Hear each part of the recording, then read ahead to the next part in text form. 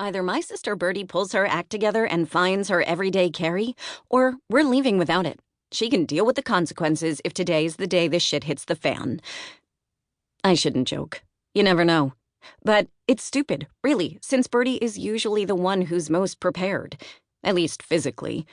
The prize for most prepared emotionally goes to our youngest sister, Blue. She's the one least likely to get flustered. A calm blue sea with her hair to match, which is why it's unusual to see her in a flurry, tossing saggy beige couch cushions aside and sliding heavy wooden furniture around to help Birdie search. Not me. I'm waiting with my arms crossed. If Birdie wants to fly out at night to meet Daniel Dobbs from the burrow, she should have prepped her EDC before squeezing her bedraggled butt through the window and down the cucumber trellis last night. It's funny how Blue is the most unflappable. When you think about it, logically, that trait should belong to Birdie based on her name. Are names logical? I don't know. Maybe Blue's, but not mine.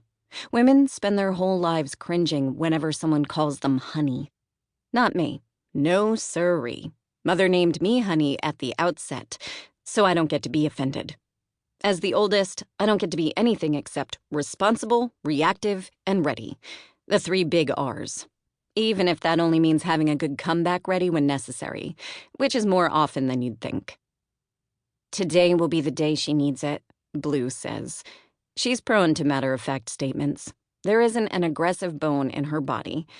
She's just self-assured and has clear opinions. Sure, let's call them that. I flick my eyes to them and sigh. We have to go, Birdie. Blue and I have our bags. Just stick to the evacuation plan if needed. We got you. Birdie blows a curtain of thick bangs away from eyes dark as a storm, deepened more at the moment by her annoyance with me. Seriously, honey?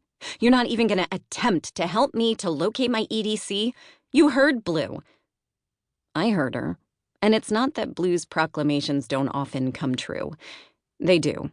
Out of all us weirds, she's at the top. It's just the world as we know it hasn't ended in the 10 years we've been preppers.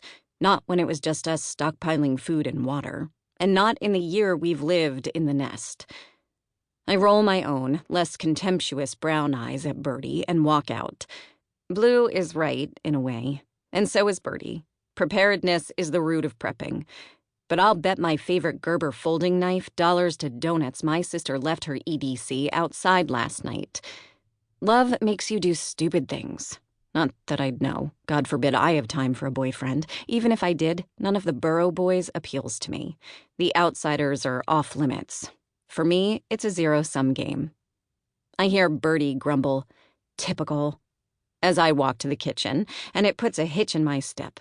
As long as they're following me, it doesn't matter. I wait 1 second, 2, expecting them to walk through the doorway and grab their lunches from the table. Guess not. Mother glances up from the self-inflicted palm wound she's treating with homemade antibiotics, concocted in our kitchen from bread mold left to grow in the large bay window.